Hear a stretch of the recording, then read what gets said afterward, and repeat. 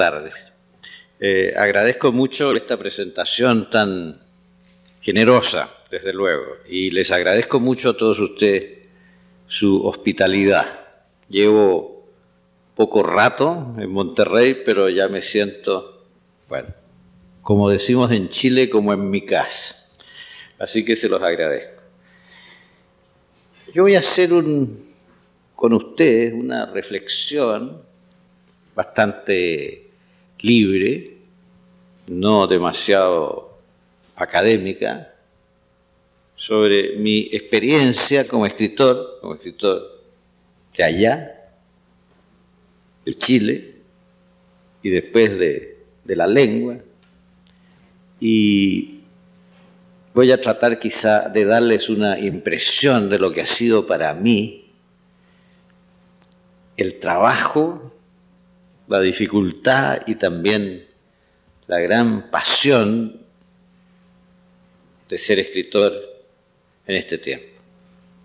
Cuando yo era un niño y un adolescente en Chile, se decía lo siguiente, se decía que Chile era un país de historiadores y de gente de poca imaginación, y que era bastante difícil que saliera del mundo chileno un creador de artefactos fantásticos o imaginarios, digamos, como son las novelas o los grandes poemas. E incluso les puedo contar, cosa que a veces cuento, y que es un poco cómica, pero tiene un lado patético, que cuando yo comencé a escribir, y cuando comencé a escribir en forma excesiva y a leer literatura, mis padres se alarmaron un poco, porque ellos me tenían destinado a hacer otras cosas, ¿no? E incluso me llevaron al médico de la familia. Y el médico de la familia me dijo, mira, si en Chile no se puede ser escritor, porque en Chile no tenemos vocabulario. El vocabulario existe en Centroamérica, me dijo, en el Caribe, en esos lugares, con gente como Rubén Darío, pero en Chile no tenemos vocabulario. Yo creo que tú debes dedicarte a estudiar tus cosas y hacer un poco de deporte para que estas ideas raras se te quiten de la cabeza. Así que esa fue una de mis primeras experiencias en relación con la literatura. El país de historiadores. Se decía, incluso se elaboraban teorías muy frecuentemente en la prensa y en ensayos históricos. Se decía, los chilenos son casi todos de origen castellano-vasco, y los castellanos vascos son gente sin imaginación. No sé de dónde salía esta teoría, pero así era. Lo que ocurre es extraño, porque de repente se empezó a conocer en Chile la obra de los grandes poetas chilenos, que ya estaban vivos y estaban en lo mejor de su producción cuando yo era un niño. Y entonces se conoció la obra de Vicente Huidobro, sobre todo Altazor en esos años. Se empezó a hablar mucho de la obra de Neruda, que ya en los años 40 era un poeta bastante importante, digamos. Se empezó a hablar de esta extraña poeta solitaria y siempre en los márgenes de la vida chilena y siempre ausente, que era Gabriela Mistral. Y de repente se empezó a decir que Chile ya no era un país de historiadores y que era un país de poetas, lo cual también me complicó enormemente las cosas, ¿no?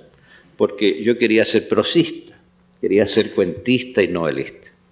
Yo les quiero decir lo siguiente como para definir el horizonte literario de mis años de adolescencia y de juventud.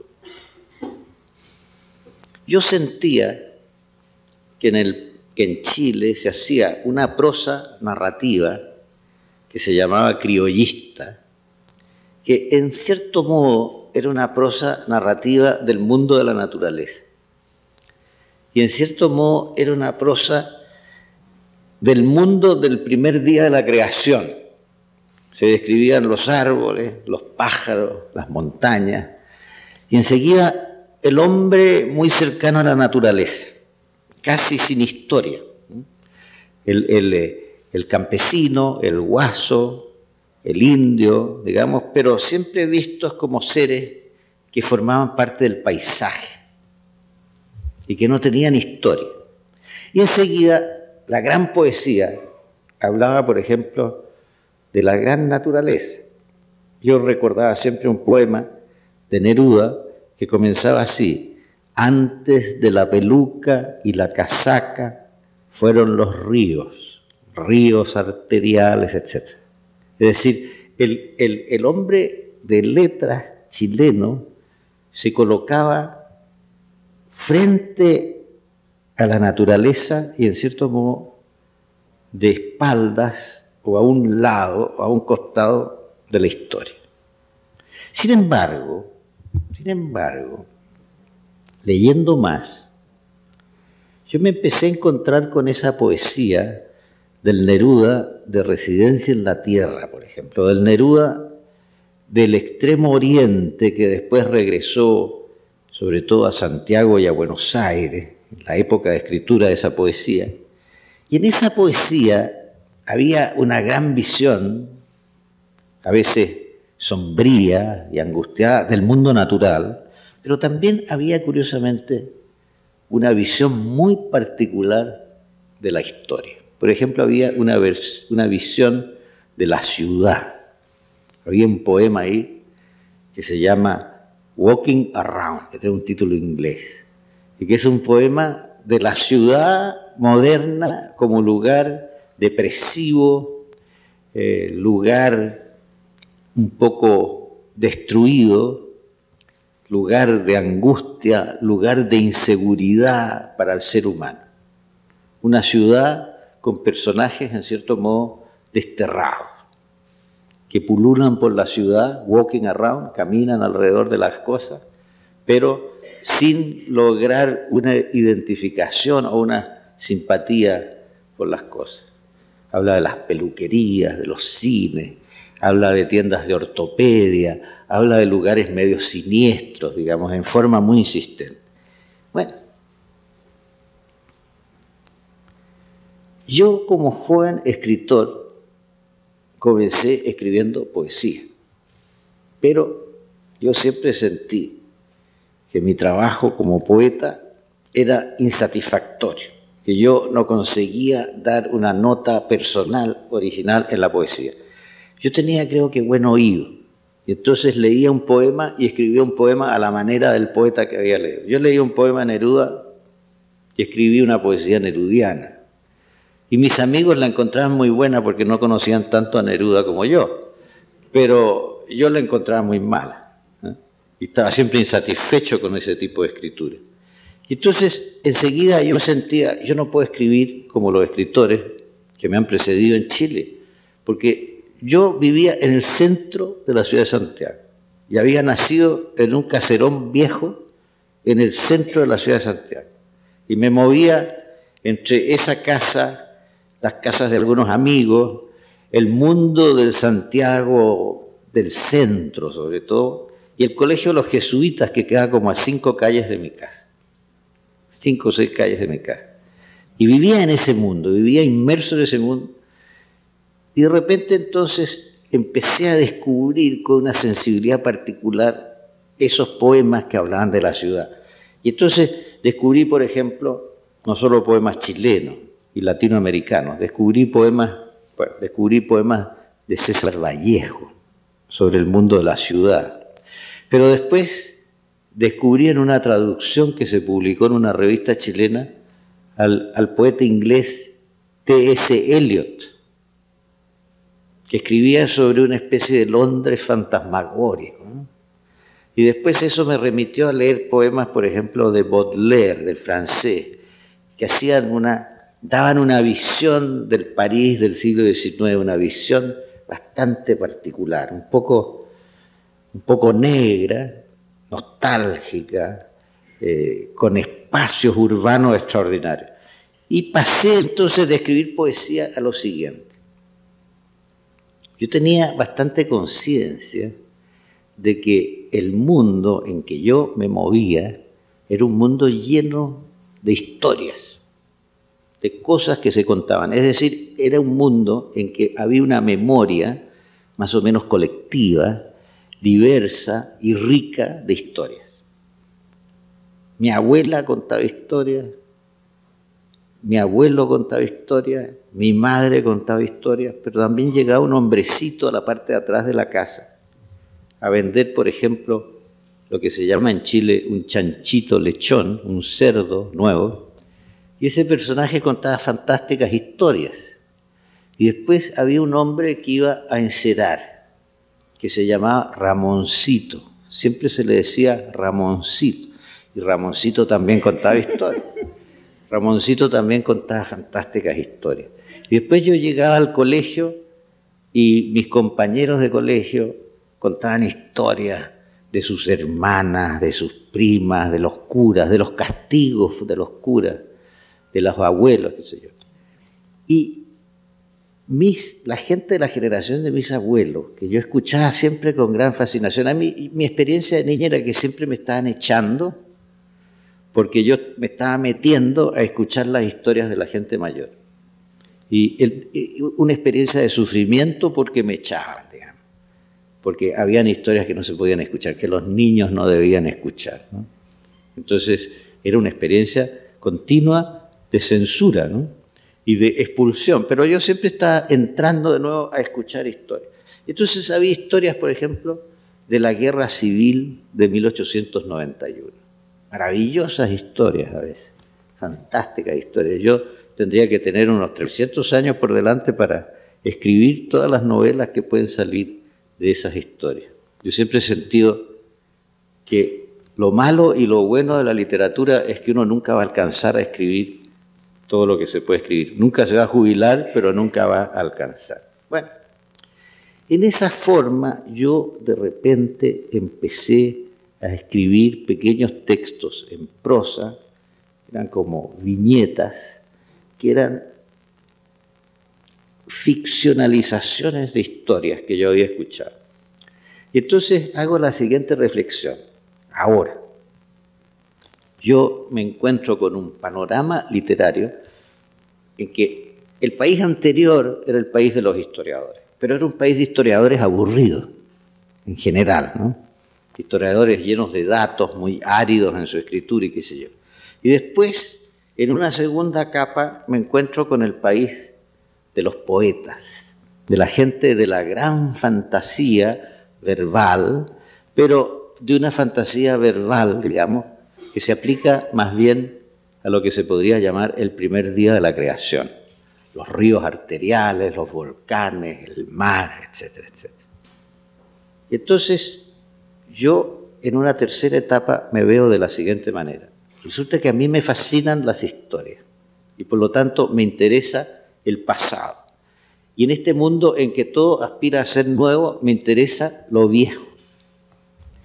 Y en los cuentos que yo escribo, ¿qué hago? En mis primeros cuentos.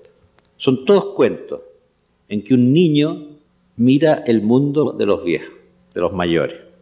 Lo mira con ironía, lo mira a veces con miedo, lo mira con recelo, se ríe de los mayores pero no lo dice, encuentra que los mayores se mueven en forma absurda, son como extrañas caricaturas que pasan por ahí, y eso hace mi primer libro que se llamaba El Patio. Es decir, es una introducción, en cierto modo, de lo viejo en este mundo en que todo estaba preparado para contar o para cantar lo que no tiene tiempo, lo intemporal, más que lo viejo, en que no había una presencia de la historia literaria, en que había esa vieja historia de los historiadores, pero no había una visión histórica en la literatura.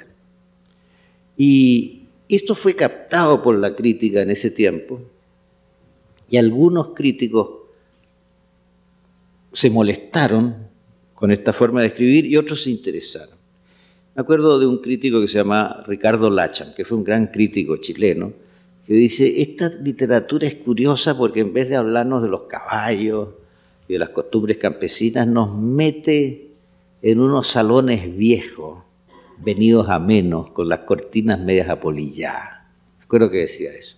Y a ese crítico le interesaba la introducción de ese mundo y le parecía novedosa la introducción de ese mundo en la literatura chilena. Pero hubo otro crítico en ese mismo tiempo que dijo que los nuevos escritores chilenos hacíamos una literatura de la decrepitud. Lo dijo en forma peyorativa, pero yo después me quedé pensando, es verdad, nos interesa el tema de la decrepitud, nos interesa el tema de la enfermedad, el tema de la vejez y el tema de la decrepitud. Y yo había comenzado escribiendo historias de niños que miraban a un anciano morirse, por ejemplo. Uno de mis primeros cuentos era un niño que participaba en todo el periodo de agonía y de muerte de una abuela y que observaba después todo el movimiento de la casa alrededor de la abuela muerta. Así que, bueno, literatura de la decrepitud, pero era una literatura que resultaba nueva en el Chile de 1952, en que yo publiqué mi primer libro. Y después se dijo que toda la generación mía era una generación con una fijación en el tema de la decrepitud, de la decadencia, etc. No sé qué sentido exacto tenía eso, todavía me lo pregunto. Después de ese libro que se llamaba El Patio, después de bastantes años, porque escribí mucho, pero tenía un sentido autocrítico excesivo y que no se usa hoy, ¿no? Los escritores escriben un libro y lo publican de inmediato y tratan de sacarse todos los premios, ¿no? Yo me pasé 9 años rompiendo cosas e incluso eché una novela a una chimenea. Creo que tuve razón, ¿eh? Era una novela faulkneriana, basada en ese estilo contagioso de William Faulkner, ¿no? Entonces yo se la leí a unos amigos y unas amigas, me pareció que su reacción no era demasiado entusiasta y sobre todo cuando la leía yo iba encontrando todos los defectos del texto, así que le eché a una chimenea. Pero me pasé 9 años y después de eso salí de nuevo con un libro que se llamaba Gente de la Ciudad.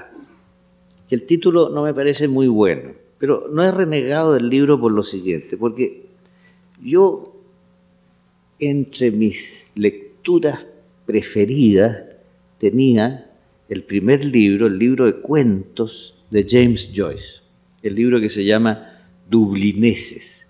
Y yo lo que me propuse es hacer un libro que habría podido llamarse Santiaguinos, pero como era demasiado repetido y fácil de eso, le puse Gente de la Ciudad. Pero Gente de la Ciudad fue mi homenaje a James Joyce y a los dublineses. Yo nunca he conocido la ciudad de Dublín, pero curiosamente me pareció que se pareciera de alguna manera a la ciudad de Santiago. Quizá por la cantidad de tabernas y la cantidad de borrachos que tenía, porque Santiago es una ciudad donde hay muchos borrachos, ustedes saben, y muchas tabernas y se bebe mucho vino, ¿no? Se bebe vino y hay un cierto culto del vino. Y en Dublín había un culto de la cerveza negra que aparece en esa narrativa de Joyce, así que escribí Gente de la Ciudad. Y después de escribir Gente de la Ciudad, tuve la impresión de que me habían quedado una serie de cabos sueltos y que había las posibilidades de estructurar una historia más larga. Y eso fue ya mi paso a la novela, con mi primera novela que se llamó El peso de la noche. Ahora, les quiero decir 2 palabras sobre El peso de la noche y su título. ¿Por qué ese título?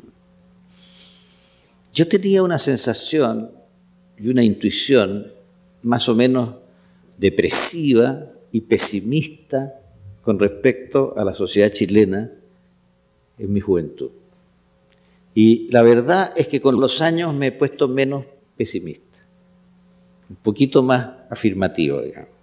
Pero en mi juventud tenía una visión más bien negra. Cuando le mandé yo El Patio, mi primer libro, a algunos escritores, yo le mandé ese libro a Pablo Neruda después de ver su dirección en la guía de teléfono de Santiago. Y Pablo Neruda, después de 3 meses más o menos, me mandó un recado que me quería conocer. Se lo mandé, fíjense ustedes qué contradicción, ¿no? Se lo mandé también a Jorge Luis Borges, porque yo era uno de los 30 lectores de Borges que había en el Santiago de 1950. Santiago de 1950, eran como 30. Se lo mandé a Jorge Luis Borges a la revista Sur. Y se lo mandé a Gabriela Mistral, que era cónsul de Chile en Nápoles. Y como ella está acompañada de un crítico chileno muy famoso en ese tiempo, que estaba de visita en su casa, se lo mandé también a él, a Hernán Díaz Arrieta, que se firmaba Alone, para indicar que era un crítico solitario, separado de los grupos, etcétera, etcétera. Y era un gran personaje. Alone era un notable personaje de la vida chilena. Y Alone escribió una crónica en que decía lo siguiente: yo llego de la calle y me encuentro a la dueña de casa con un librito en la falda y con una cara muy larga. Y le pregunto a Gabriela que es muy malo el libro. Y Gabriela me dice, no, es muy bueno, y es por eso que me tiene preocupada. ¿Y por qué? Porque este joven tiene una visión muy pesimista de la vida. Y me da la impresión de que su generación es una generación pesimista, una generación muy crítica del momento, de la sociedad, etc. Así que cuando yo escribo El peso de la noche, yo todavía tengo esa visión muy crítica, un poco corrosiva, también un poco irónica, eso siempre me lo dicen, y yo creo que se transmite de alguna manera a ese texto. ¿Y por qué le pongo El peso de la noche? Porque soy un aficionado, he sido siempre un aficionado a leer no solo grandes novelas y grandes poemas, sino a veces leo crónicas, leo memorias, leo textos raros, ¿no? Textos curiosos, ¿no?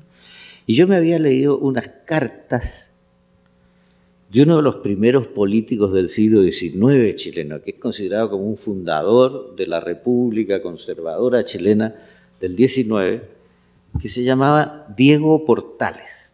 Gran personaje político, muy invocado por los conservadores en Chile, pero yo creo que equivocadamente. Incluso, en cierto modo, fue invocado por el general Pinochet recientemente, cosa de la cual no es culpable, naturalmente, Diego Portales, que se murió en 1800 y tanto. Bueno, Diego Portales tenía una idea conservadora del poder político, pero tenía una idea muy negativa de la clase dirigente chilena. Y en una carta a un amigo le dice, el orden social en Chile se mantiene por el peso de la noche. Y después se explica, no se mantiene porque la clase dirigente tenga talento, porque son todos unos infelices, dice, unos ignorantes, y muchos son unos sinvergüenzas, dice, pero hay una inercia de la vida chilena que mantiene el orden. Y esa inercia la define él como el peso de la noche. Y cuando salió ese libro, mucha gente no conocía la correspondencia de Portales y no sabía por qué yo le había puesto ese título. Pero en esa novela hay esa visión de lo negro, pero también hay otra cosa que después tiene algún sentido en relación a mi último trabajo. Y es que hay una estructura dual. Hay dos historias entrelazadas. Dentro de una misma familia hay un chico, un adolescente, más o menos autobiográfico, que se educa en un colegio jesuita, etcétera, y que tiene conflictos en el colegio, conflictos de todo orden. Y después hay el personaje que para mí era el personaje más típico de las familias chilenas y debo de confesar, el más simpático, que era el personaje de la oveja negra, del que había pensado alguna vez dedicarse a continuar los negocios de la familia, pero se había extraviado por jugador, por ejemplo, o por alcohólico, o cosas de estas. Entonces hay en esa novela ese adolescente que empieza a vivir y un viejo tío borracho y aficionado a jugar a las carreras de caballo y que pierde todo su dinero. Entonces en esta dualidad, digamos, se desarrolla esa primera novela mía, El peso de la noche. Pero cuando yo escribía esa novela, yo tenía muy marcada la siguiente visión de la gente de mi tiempo. Yo veía que había una insatisfacción parecida a la mía, pero que a mí me había llevado a escribir y que a otros los llevaba, por ejemplo, a meterse en grupos revolucionarios muy extremos, a formar organizaciones como lo que se llamó el MIR, que eran organizaciones que yo había visto nacer porque eran de mi época, y yo las había visto nacer en la conversación en café de Valparaíso o de Concepción. Y a veces los jóvenes que participaban en este mundo eran jóvenes que venían de familias muy conservadoras y que se salían del orden social, en cierto modo, para integrarse a grupos revolucionarios o para evadirse, por ejemplo, para irse a vivir a la isla de Pascua. Yo me acuerdo que había muchos Gauguin en el tiempo mío. Gente que se iba a vivir a la isla de Pascua, a hacer una vida primitiva, siempre se casaron con pascuenses y se quedaron allá. Yo me acuerdo que lo más extraordinario que yo había escuchado era de un chico que pertenecía a una familia muy rica, chilena, muy poderosa, y que por no aceptar este mundo se fue a vivir a la isla de Pascua, se casó con una pascuense y la pascuense le pegaba. Decía, es fantástico, porque este podría tener una casa, un coche, un chofer en Santiago y todas estas cosas, y vive en una cabaña con una pascuense que le pega. Y lo mandaba a comprar cosas al mercado y lo sacaba de la cama porque era muy dormilón y todo esto. Entonces, yo concebí la idea, digamos, de una novela de grupo con estos personajes. Y se me ocurrió que esa novela comenzara con la visión de los conservadores y que después fueran apareciendo estos disidentes del orden conservador en la novela. Pero me pasó algo muy serio que le pasó a todo Chile, y es que vino el golpe de Estado a Chile. Y resulta que yo ya tenía el primer borrador de esta novela. Y en el primer borrador de esta novela, los personajes quedaban frente a un futuro más o menos abierto, en una situación como incierta y como vacía. Y cuando se produjo el golpe de Estado yo entendí, claro, entendí una cosa muy extraña. Entendí que la historia había intervenido y me había cerrado la novela. Esa novela que no tenía final, ahora sí tenía final. Porque los personajes de mi novela, los personajes de los revolucionarios de mi novela, después del golpe de Estado, iban a estar o muertos, o encerrados en el Estadio Nacional, o encerrados en una embajada, asilados en una embajada para irse. Y los personajes conservadores de esa novela, de ese primer texto, iban a estar celebrando el golpe de Estado. Entonces hice esa novela que se llama Los convidados de piedra, que es una novela en que todo comienza en una de las fiestas de celebración del golpe de Estado, que hubo muchísimas en Chile, en que se tomó champaña para celebrar la muerte de Allende y para celebrar el golpe, y que son historias que a mí me produjeron una tremenda impresión, porque yo a muchos de los personajes de esas fiestas los conocía. Y yo estaba, en realidad, fuera de Chile, estaba en Europa, pero me contaban cómo en la casa de fulano se había celebrado tal cosa. Entonces, hice una novela en que todo comienza en una de esas fiestas de celebración y en que poco a poco, a través de la conversación, empieza a entrar el recuerdo de los otros, de los personajes que están escondidos, que están en el Estadio Nacional, que están bajo tierra. Entonces, estos personajes ingresan a la conversación como los convidados de piedra a esa fiesta. Claro. Los convidados que no estaban esperados y que ejercen un papel, desempeñan un papel de conciencia moral en esa situación. O sea, Los convidados de piedra fue una novela de tipo polifónico, de muchas historias paralelas, de grupo, y fue la historia de la preparación a lo largo de años del golpe de Estado chileno. Porque el golpe de Estado chileno se pudo preparar en días y en semanas, pero yo creo que el germen de toda esa crisis corresponde en parte a esa visión que ya existía en mi generación. Esa visión negra, esa visión pesimista, de alguna manera llevó a una crisis de la sociedad en su conjunto, porque fue como si dentro de la democracia chilena antigua hubiera algunos gérmenes que se desarrollaron de esa manera. Evidentemente que había una situación de clase y de conflicto de clase que era una situación que también era parte de la experiencia de un niño de mi tiempo, que se veía en muchas manifestaciones en Chile, pero evidentemente también había una descomposición de la clase media y de la clase dirigente que también influía de algún modo en todo este proceso. Así que, bueno, eso contado a través de historias, porque en las novelas no se puede hacer teoría. Las novelas no son, digamos, no pertenecen al ámbito de lo general o de lo teórico. Yo creo que la novela es arte de lo particular, arte de lo concreto, ¿no? Y que tiene que sustentarse en historias. Nunca pensé yo, por ejemplo, en la época de la nueva novela francesa, que que fuera posible hacer novelas de puro lenguaje. Yo creo que hay un sustento en la historia, en las novelas, que no se puede evitar, porque la novela no es un género literario tan puro como puede ser la poesía. La novela es un género más híbrido, es un género un poco aluvional, donde, por ejemplo, el ensayo tiene algún sentido y donde la intromisión de la poesía en la escritura también tiene un gran sentido.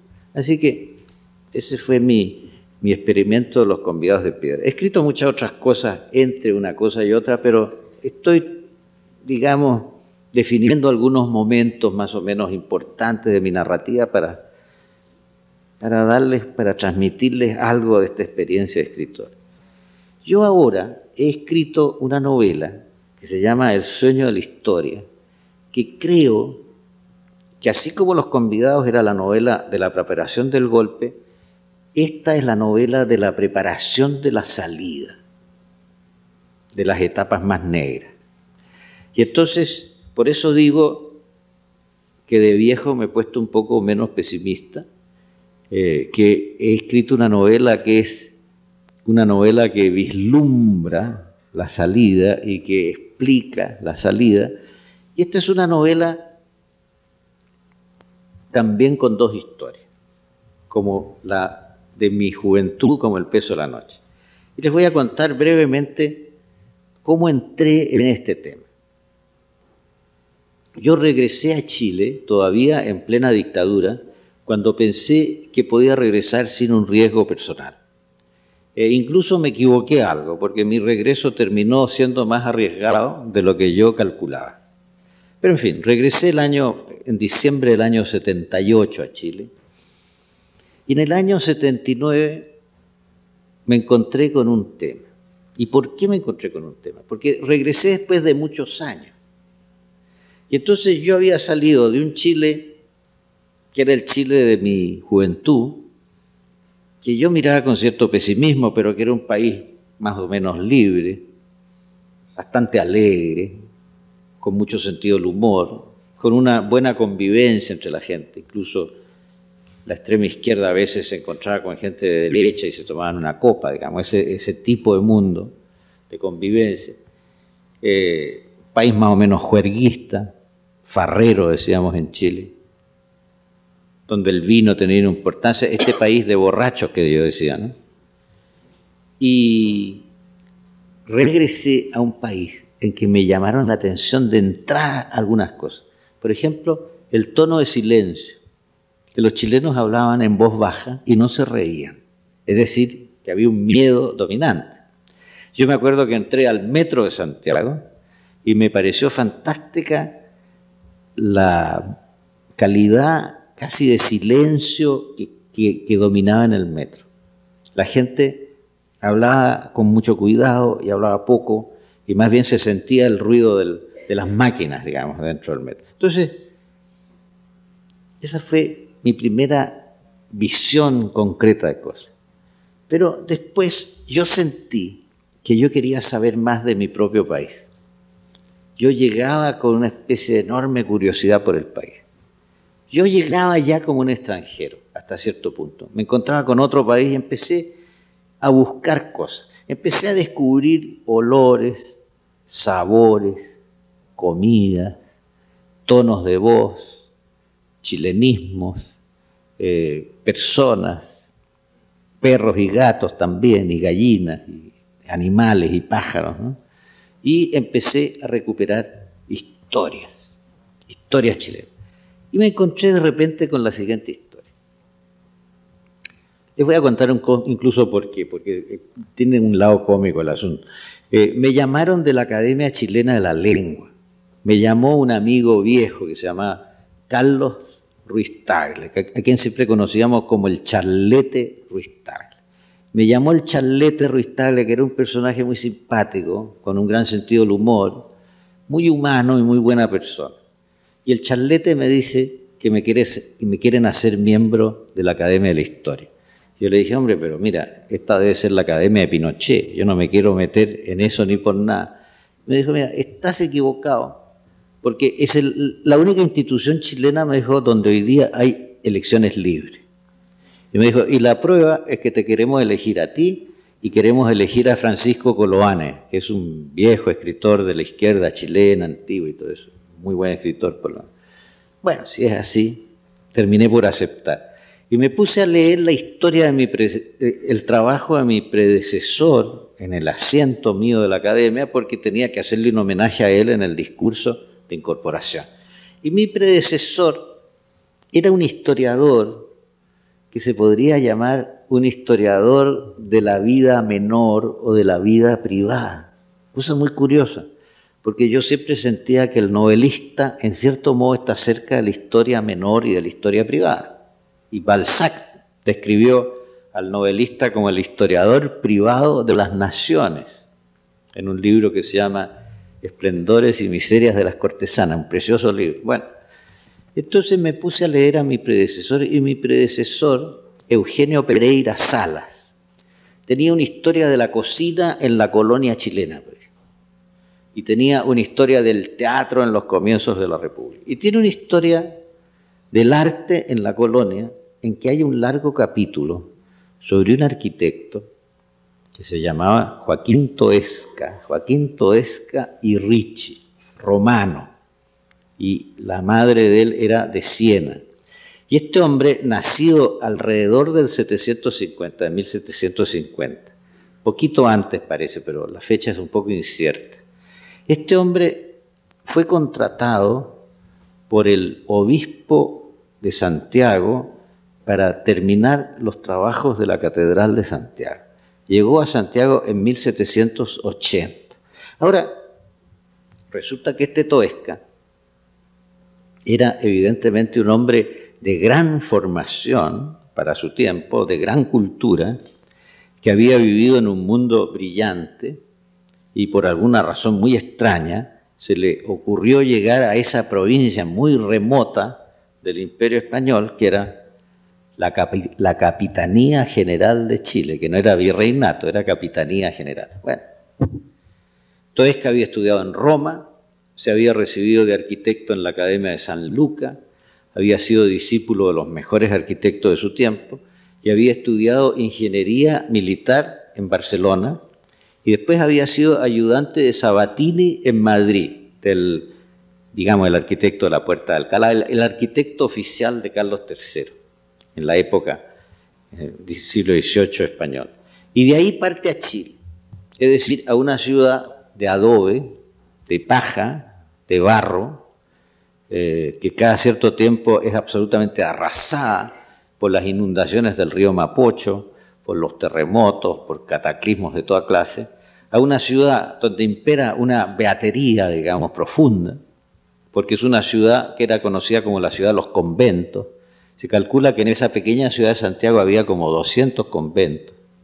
Entra en un mundo eclesiástico, porque está contratado por el obispo, pero este italiano se enamora locamente de una muy joven chilena, que se llamaba, según todas las crónicas que nunca dejan de usar el diminutivo, se llamaba Manuelita Fernández de Rebolledo, y que tenía entre 16 y 17 años cuando él la conoce. Él ya estaba cerca de los 40, era un anciano para la época, felizmente no para esta época, ¿no? Pero para la época era un hombre muy mayor y se enamora de esta chica. Todos los testimonios sobre la Manuelita, que siempre las crónicas usan el artículo y el diminutivo, todos los testimonios sobre la Manuelita indicaban que era una mujer simpatiquísima y tremendamente atractiva.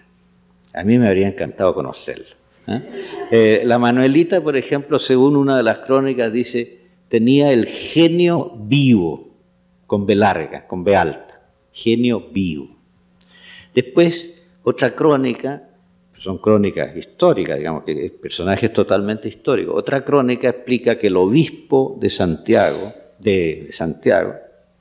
estaba muy preocupado porque Toesca, en su desesperación con esta mujer, que se casó con ella y que ella le puso unos cuernos bastante importantes, digamos, en su desesperación la encerraba en conventos y que la Manuelita estaba encerrada en el convento de las Agustinas de Santiago y que hacía reírse en la misa a las reclusas y había creado en el convento un ambiente de juerga, de fiesta, donde se tocaba la guitarra y se cantaba y todas las monjitas y las novicias sobre todo estaban muy felices. Y entonces el obispo la cambió, esto es totalmente histórico, la cambió a un convento más estricto que era el convento de las monjas claras, donde le cortaron el pelo a la Manuelita y le pusieron cilicios. Entonces, bueno, esta historia a mí me pareció atractiva y empecé a seguirla, me encontré con diversos procesos que se llevaron ante la Real Audiencia de Santiago y ante el obispado relacionados con la pareja. Un primer proceso se debe a que cuando el obispo y Toesca encerraron a la Manuelita en un convento que se llamaba Beaterio, un convento de beatas, de beatas recluidas y de niñas de mala vida que iban a parar al Beaterio, y que está como a 200 kilómetros al sur de Santiago, la mamá, la madre de Manuelita, le hizo un proceso por detención ilegal al obispo. Esta señora era fantástica, porque esta señora vivía rodeada de tinterillos y estudiando leyes y tratando de encontrar maneras, digamos, de defender a su hija. Era una tremenda defensora de su hija. Yo creo que tenía una cierta mala conciencia porque aparentemente había casado a la fuerza a su hija con Toesca y su hija estaba enamorada en realidad de un joven que se llamaba Juan José Goicolea y que fue discípulo de Toesca y finalmente fue el mejor discípulo y el mejor seguidor de Toesca. Se portó bastante mal con su maestro porque le puso cuernos, pero fue al mismo tiempo un gran alumno de arquitectura y después un importante arquitecto, porque es un arquitecto de la historia chilena de la arquitectura. Pero la suegra le hizo un pleito al obispo por detención ilegal y esto es extraordinario. Ganó el pleito. La señora le ganó el pleito al obispo y recuperó a la Manuelita. Pero en fin, toda esta historia yo la seguí a través de varios procesos, son varios los procesos que hubo. Encontré definiciones de la Manuelita muy interesantes que crearon para mí el personaje. Yo les dije que la historia se entrometió en mi escritura de Los Convidados de Piedra. Aquí la historia fue mi cómplice. La historia me permitió inventar un personaje a partir de papeles, digamos, a partir de papeles concretos. Por ejemplo, supe que Toesca, en una etapa, dijo que la Manuelita era buena chica. Toesca era un ilustrado, era un hombre moderno, que la Manuelita era buena chica, pero era enferma de la imaginación. A mí me pareció una fantástica definición de la Manuelita, enferma de la imaginación.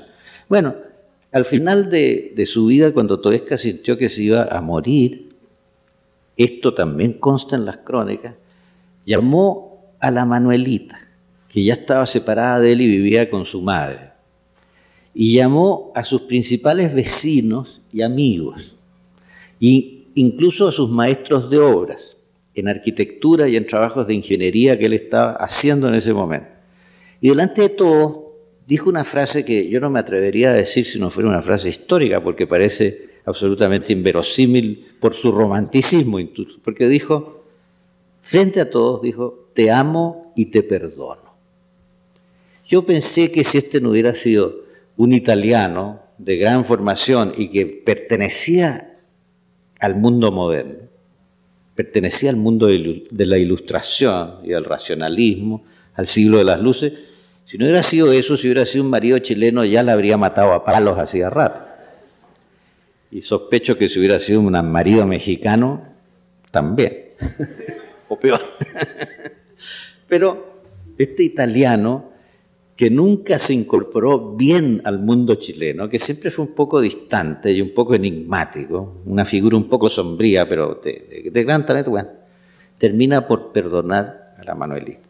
En mi primera versión de esta novela, yo terminaba con ese perdón. Seguía la historia un poco más allá, ¿no? Pero en una segunda versión yo pensé que este narrador, un poco autobiográfico, que era yo, en cierto modo, y no era yo, como siempre ocurre en un trabajo de novelista, que este narrador era un personaje a quien también le pasaban cosas mientras buscaba estos papeles y contaba estas historias o anotaba estas historias, y que le pasaban cosas que tenían que ver con el Chile de la dictadura. Entonces hice finalmente una historia paralela, como había sido la historia de mi primera novela, pero articulada alrededor de la voz de este narrador, semi-autobiográfico, en que el narrador cuenta su investigación del pasado, de la historia de Manuelita, de Toesca, de Goicolea. Yo descubrí cosas tan fantásticas en esta investigación que encontré cartas auténticas de la Manuelita porque se incorporaron a los procesos, como pruebas en el proceso. Y descubrí cartas que se usaron como pruebas contra ella, pero yo encuentro que son pruebas que a lo largo de la historia resultan pruebas a favor de ella. Porque en una de las cartas deslizada desde el Beaterio de Peumo hasta las manos de Goicolea, pero que fue interceptada, o sea, que quiso deslizar, pero que fue interceptada, y que llegó a manos de Toesca, curiosamente, y que enrabió a Toesca en una de esas cartas. La carta dice así, con una caligrafía un poco ingenua y con bastantes errores de ortografía, pero con mucha gracia en el uso del lenguaje, como pueden ver ustedes, porque comienza así la carta, dice, negrito de mi vida, vida escrita con B alta, ¿no? Negrito de mi vida, ¿no? Y entonces dice que está recluida, que duerme junto a una beatita, le dice, y dice, y yo estoy rezando para que te conviertas, pero no lo creo en ese pellejo. O sea que ella calcula que el pellejo pecaminoso de Goicolea no se va a convertir fácilmente, ¿no? Y después le dice, pórtate bien, le dice al final, no vayas a chuquizas. Bueno, ustedes se pueden imaginar bien lo que son las chuquizas, ¿no? No vayas a chuquizas. Y al final le dice, la que te quiere, la Fernández. Siempre firma la Fernández. No dice Manuelita, sino que crea un personaje de sí misma. Es decir, es una persona de talento creativo natural, la Manuelita, de talento instintivo. Es una luchadora por su libertad. Ella y la suegra, ella y su madre.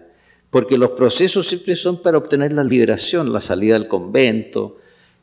Al final, cuando ella enviuda, porque Toesca muere y ella queda todavía muy joven, ella se casa con el hijo del vecino. Se trata de casar con el hijo del vecino. El vecino era un coronelote español, muy duro, coronel del regimiento de milicias disciplinadas del rey, según los documentos. Y el coronel, cuando su hijo de 19 años quiere casarse con la Manuelita, que ya tiene como 30, fíjese usted, lo prohíbe. Y está en la pasión del hijo que hace un proceso contra su padre para obtener la autorización para casarse. Un proceso de disenso matrimonial, que yo también leí íntegro, que es un proceso fantástico, digamos, un proceso que revela toda la vida interna, no solo de la pareja, sino los modos de vida de la sociedad chilena en la época. Así que yo hice esta historia con este narrador que cuenta todo esto, pero que al mismo tiempo vive en tiempos de la dictadura. Hice una historia entrelazada. He descubierto al final que hice la historia de dos reconciliaciones, porque mi narrador está divorciado, su exmujer es una especie de apasionada militante de la izquierda chilena, que es un tipo de personaje que conozco muy bien, la mujer apasionada, casi una pasionaria, ¿no? Una pasionaria española. Y termina toda esa historia contemporánea, y no tiene nada que ver con mi autobiografía, eso les aseguro. Y termina esta historia con una reconciliación del narrador con su mujer. Cuando el narrador se reconcilia con la mujer, el narrador que está detrás, porque para hablar de un narrador como personaje tiene que haber otro narrador, claro, un metanarrador. Ese narrador que está detrás dice, bueno, ahí el narrador enamorado, de nuevo, se convirtió en personaje, y cuando el narrador de esta historia se convierte en personaje, se termina la novela. Así que esa es la estructura que yo le quise dar al sueño de la historia. Creo que ya no se puede hablar más de otras cosas porque he hablado demasiado. A lo mejor ustedes me quieren hacer alguna pregunta. He dejado fuera toda una vertiente de mi trabajo que es el de la no ficción, el del memorialismo, el de la literatura testimonial, a la que pertenece Persona non grata, pertenece a Dios poeta. Yo no le tengo demasiada simpatía a Persona non grata porque durante años la gente me veía a mí como el autor de ese libro único. Y llegaban personas cuando yo había escrito 15 libros y me decían, me gustó mucho tu libro. Y yo siempre preguntaba, ¿cuál? Y ese libro era Persona non grata. Así que más bien procuro no mencionar. Pero podría haberles hablado de eso y habría sido otra charla. Pero he querido hablar de mi trabajo de ficción que culmina, digamos, en esta novela de ahora, El sueño de la historia. Y me han preguntado qué significa ese título. Y no sé muy bien, porque yo creo que la literatura es el terreno en que la relación del sonido con el sentido es una relación necesaria y al mismo tiempo un poco enigmática a veces. Para mí, yo pensaba, por ejemplo, en un momento ponerle a esa novela Enferma de la imaginación. Y después también pensé ponerle Te amo y te perdono. Pero llegué a la conclusión de que eso no englobaba el conjunto de la novela. Eso solo servía para esa historia del siglo XVIII, pero no servía para las dos historias. Y entonces yo pensé en algún momento que el sueño de la historia servía para las dos historias. Porque el sueño de la historia, por un lado, es esa poesía del pasado y de lo viejo, que fue uno de mis primeros estímulos para escribir y que yo creo que ha sido un elemento constante en mi escritura. Así que el sueño de la historia es la poesía de la historia o la poesía del pasado. Pero el sueño puede ser pesadilla, como ustedes saben. El sueño puede ser pesadilla. Y en esta novela también hay elementos de la pesadilla, del pasado reciente y del pasado antiguo, del pasado colonial. Así que ese es el sentido de ese título y creo que aquí termino y les agradezco su atención.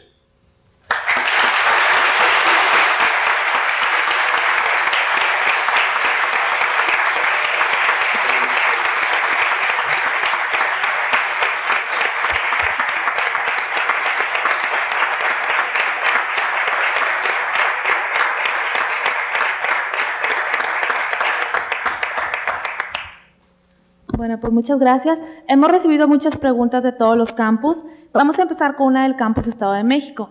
Y posteriormente me gustaría, si alguien tuviera alguna pregunta, la hiciéramos aquí de manera verbal. Bueno, empezamos con una del campus Estado de México, de Roberto Domínguez. La ficción siempre ha fascinado a los historiadores. ¿Cree usted que la historia de Manuelita Hernández es un pretexto para hablar del presente, de la historia a las pasiones, de las ideas que trascienden las épocas? A ver, repítame la primera. Ya. La ficción siempre ha fascinado a los historiadores. Bueno, yo creo que la historia es ficción también. Es decir, el pasado es caótico y cuando nos proponemos contar algo del pasado tenemos que introducir un orden, tenemos que introducir una coherencia, lo hacemos con un punto de vista personal. Es imposible contar una historia sin un punto de vista. Yo creo que la primera invención, tanto de un historiador como de un novelista, es ese tono narrativo con que se va a contar toda la historia, así que la historia es ficción. Ahora, que la Manuelita Fernández es un pretexto para hablar del presente. Es un pretexto para hablar del presente, pero es un pretexto para hablar de la Manuelita Fernández.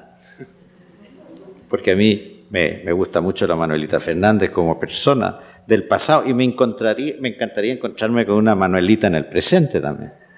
Y yo encuentro que esa Manuelita Fernández del pasado también existe ahora y existen muchas. Y creo que he conocido alguna, pero quizá no tan completa y tan decidida. ¿Alguna pregunta a las que nos quedan?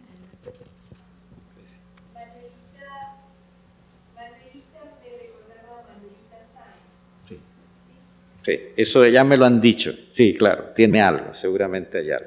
Pero hay un viejo personaje en Chile que a mí no me produce tanta simpatía, en realidad, como Manuelita, que es la famosa Catalina de los Ríos y Lisperguer. Esta es una mujer del siglo XVI chileno que fue llamada siempre la Quintrala.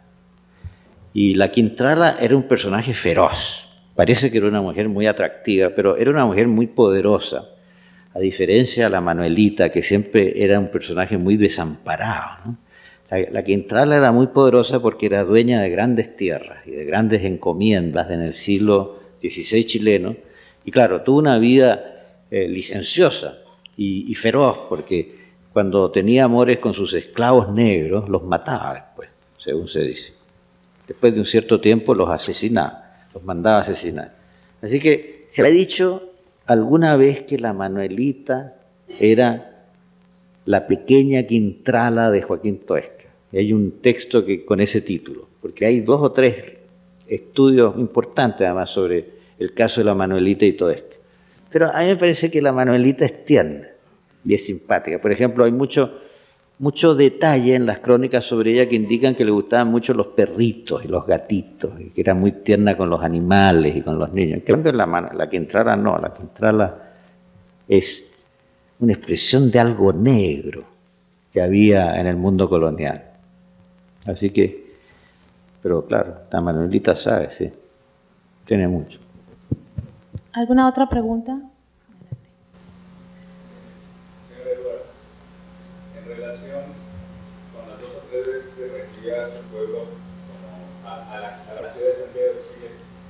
De borrachos, me evocó un ensayo de un gran poeta que vivimos en México, Luis Cardoso y Aragón, exiliado político de Guatemala.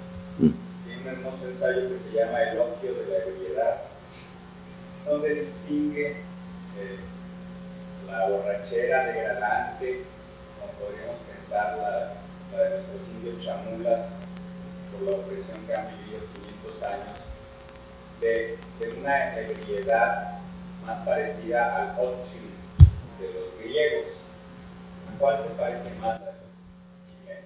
No, yo creo que esa situación a la que yo aludí en el Chile antiguo, que era un Chile libre y un Chile alegre, era la de una ebriedad relativamente alegre, eufórica y comunicativa y creativa en realidad. Lo que pasa es que muchos de los poetas chilenos se quedaban contentos con la creación de la ebriedad y no hacían otra finalmente. Pero esa ebriedad me recuerda una frase de un amigo de Neruda que hablaba del feo pero agradable vicio de la copita. De esa ebriedad he hablado yo. Por ahí tenemos otra pregunta. Adelante. Últimamente nos han visitado personas de Chile y han mencionado que de cierta forma hay un paralelismo, hay algo que une a México y Chile. Y Chile yo siempre lo he considerado un país de vanguardia, un país de vanguardia latinoamericana. Los chilenos han vivido, pues a muchos latinoamericanos nos han hecho llorar, pero también nos han hecho vivir con esperanza de mundos mejores. Ahora que usted ha mencionado los diferentes tipos de novelas que se han tenido novelistas, que ha tenido nuestro país, pero ya en perspectiva con la salida de, pues, antes de la dictadura y ahora del mundo democrático que vive Chile, ¿no tiene pensado algún proyecto de novela que enlace también, ya no tan particulares, las historias como la historia latinoamericana, pero ¿qué ha representado Chile? Yo creo que es difícil hacer eso porque yo creo que la novela se apoya en historias muy particulares. Ahora, la novela, claro, puede insinuar cosas más amplias, ¿no? Y es posible que en mi trabajo futuro yo trate de nuevo de enlazar la historia chilena pasada con el presente, con otro punto de vista, porque en los convidados yo tuve un punto de vista que era el de los anuncios de la crisis en general, ¿no? Y en esta novela he tenido un punto de vista que tiene que ver con la salida de lo más oscuro a una cierta luz. Así que es posible concebir la idea de una novela que quizá, saliendo del tema de la dictadura, del golpe y todo eso, enlace con aspectos más positivos del pasado y del presente chileno. Pero no siempre las novelas son textos tan positivos y no siempre el novelista está inspirado por los aspectos más positivos de la realidad. A veces el infierno de las malas novelas está lleno de buenas intenciones, como decía un autor francés, ¿no? Tenemos otra pregunta.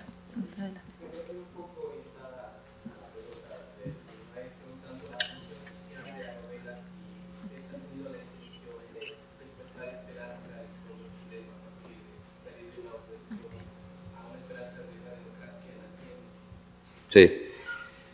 No, a mí no me parece que ese sea, digamos, el objetivo evidente de una novela. El objetivo primero de una novela yo creo que es contar una historia. Yo creo que el novelista se propone contar una historia, pero el novelista no sabe todo. Y yo creo que lo esencial de este narrador de esta novela es que es un narrador muy conjetural. No es ese narrador histórico que lo sabe todo y que se siente y cuenta, ¿no? Sino que es un novelista, es un narrador que duda, que está examinando a lo largo del desarrollo de la novela, está examinando ese caso. Y entonces yo creo que estos elementos de incertidumbre en la narrativa son los que en cierto modo permiten que la narrativa se dirija a la conciencia de las personas. Porque si uno se presenta en una forma más o menos solemne y segura, dando una visión positiva de las cosas, digamos, no creo que uno logre convencer como novelista. A lo mejor convence como otra cosa, ¿eh? Como apóstol, como profeta, como teórico. Pero para que la novela llegue al espíritu de las personas, al corazón de la gente, a la sensibilidad de la gente, yo creo que hay que hacer una novela menos segura de sus objetivos extraliterarios, digamos. Segura de sus objetivos literarios, pero no de sus objetivos extraliterarios. Okay.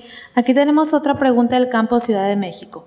Parece un regreso por la novela histórica en los novelistas latinoamericanos, Fuentes y Vargas Llosa, por ejemplo.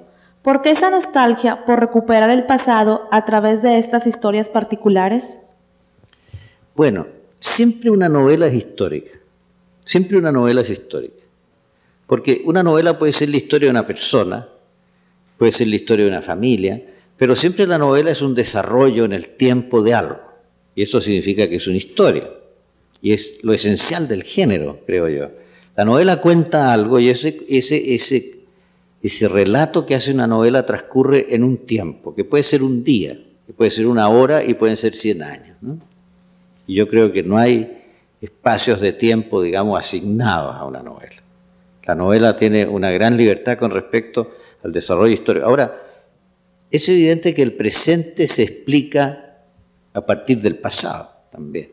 Entonces yo creo que todas las novelas son históricas. Yo no creo que eso sea una moda de ahora, ni de Vargas Llosa, ni de Carlos Fuentes.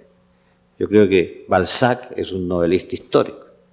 Balzac está lleno de historias, por ejemplo, de personajes anteriores a Napoleón o anteriores a la Revolución, de personajes como el coronel ese que se había dado por muerto y que reaparece. Son historias.